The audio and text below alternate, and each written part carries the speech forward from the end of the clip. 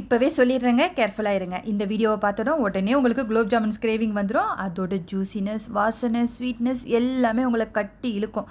Mid நைட்டாகவே இருந்தாலும் உடனே செஞ்சு சாப்பிட்ற ஆசை வந்துடும். அதுலேயும் கொஞ்சம் ஹெல்த்தியாக செய்யலான்னா மிஸ் பண்ணுவோமா?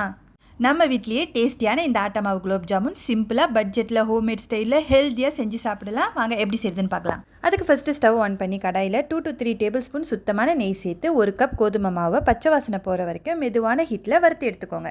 நெய்யோடு சேர்த்து வறுக்கிறப்ப கமகமன்னு ஒரு ஸ்மெல் வரும். அந்த ஸ்டேஜில் ஆஃப் பண்ணிவிட்டு ஒரு பவுலில் ட்ரான்ஸ்ஃபர் பண்ணிக்கோங்க. மாவு ஓரளவுக்கு கை பொறுக்கிற சூடு வந்ததுக்கப்புறமா 1 pinch salt, 1/2 teaspoon baking soda, 1 tablespoon பால் மாவு சேர்த்துக்கோங்க. பால் மாவு இல்லைன்னா நீங்கள் ஸ்கிப் பண்ணிடலாம். இப்போ காய்ச்சி ஆற வச்ச ஒரு 3/4 கப் பாலை கொஞ்சம் கொஞ்சமாக சேர்த்து நம்ம பிசைஞ்சிக்க போகிறோம். கொஞ்சம் ஸ்டிக்கியாக தாங்க பிசைஞ்சிக்கணும், அப்போ தான் குலாப் ஜாமுன் நல்லா சாஃப்டாக வரும்.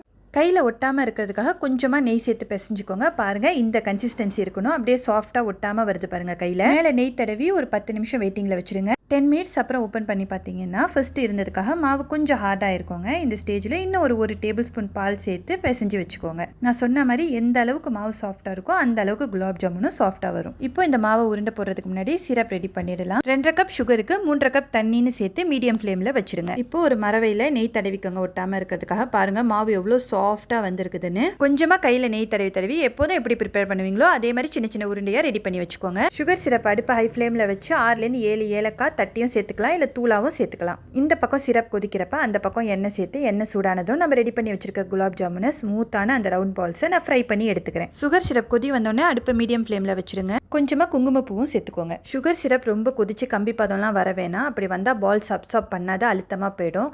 கொஞ்சம் பிசுபிசுப்பு தன்மை வந்தோடனே நம்ம பால்ஸை அதில் சேர்த்துடலாம். எந்த டிஸ்டர்பும் பண்ணாமல் ஒரு 4 hours ஆச்சும் அது ஊறணுங்க. நான் நெக்ஸ்ட் டே தான் பார்த்தேன், அவ்வளோ சூப்பராக இருந்துச்சு. எந்த அளவுக்கு ஊறுதோ அந்த அளவுக்கு ஜூசினஸ் இருக்கும். நான் சொன்ன மெஷர்மெண்ட்டை அப்படியே ஃபாலோ பண்ணி சூப்பரான சாஃப்டான இந்த குலாப் ஜாமுனை ஒன் டைம் ட்ரை பண்ணி பாருங்கள். வீடியோ பிடிச்சிருந்தா கண்டிப்பாக லைக் பண்ணி ஷேர் பண்ணுங்கள். சப்ஸ்கிரைப் பண்ண மறந்துடாதீங்க. தேங்க்ஸ் ஃபார் வாட்சிங்.